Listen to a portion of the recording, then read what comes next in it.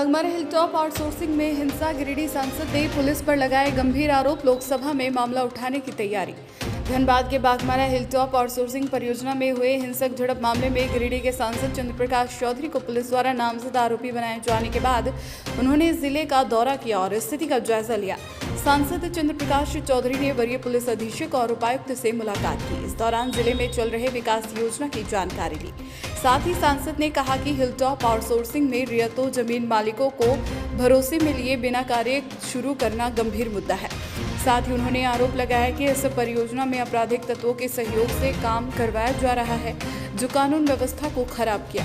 वहीं चंद्र प्रकाश चौधरी ने इस पूरे मामले को संसद में उठाने की बात कही। उन्होंने कहा कि बिना स्थानीय जनता और प्रभावित रियायतों की सहमति के किसी भी परियोजना को शुरू करना जनविरोधी कदम है।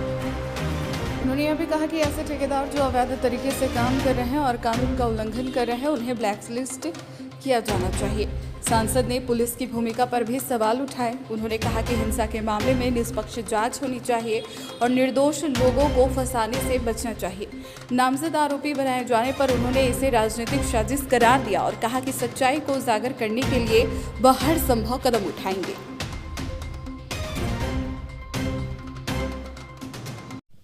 धनबाद आया और धनबाद आने के बाद कल रात में एसएसपी से मिले, आज उपायुक्त से भी मिले और विकास संबंधी योजनाएं के लिए डीडीसी से भी मैंने बात किया। खास करके मुख्य विषय यही था कि जो एरिया 3 में जो घटना घटा हिलटॉप के द्वारा, जिस प्रकार से अवैध कारोबार काम शुरू किया गया था और विस्थापितों का बाद जो रैयत हैं, जिनका ज़मीन है, जो विस्थापित हो रहे हैं, उनको बिना मुआवजा दिए, बिना उनको विश्वास में लिए और बिना इन्वायरमेंट क्लियरेंस लिए और बिना वन विभाग का क्लियरेंस लिए बाई जबरन जिस प्रकार आपराधिक तत्व के लोगों को आगे लाकर, लोगों को धमकाकर, लोगों को डराकर जिस प्रकार बाई जबरन काम किया जा रहा था, तो उसी को लेकर विस्थापित हमारे पास आए थे। तो हम विस्थापितों को मैं आश्वस्त किया था कि वहाँ के जीएम से वार्ता करके आपकी बात को, आपके पक्ष को हम रखेंगे।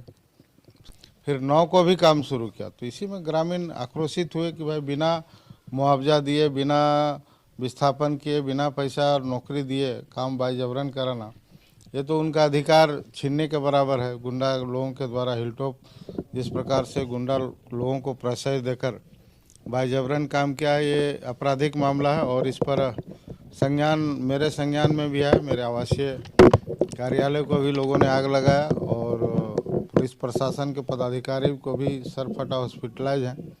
तो इस तरह की घटना पूरे धनबाद के लिए दुर्भाग्यपूर्ण घटना है और आने वाले समय में मैं अपनी ओर से एक सांसद होने के नाते यहाँ के जनता को मैं अपनी ओर से आश्वस्त करता हूँ कि जो भी उनका हक का लड़ा है, जो भी उनका अधिकार है, वो हर कीमत पर उनका अधिकार हम दिलाएंगे। गुंडा तत्व के लोग हैं जिसको सहारा लेकर हिलटॉप कंपनी सहारा लेकर चंद पैसों देकर उस तरह का काम कर रहा है, तो हिलटॉप इसका जवाब देगा और उस पर कार्रवाई होगा।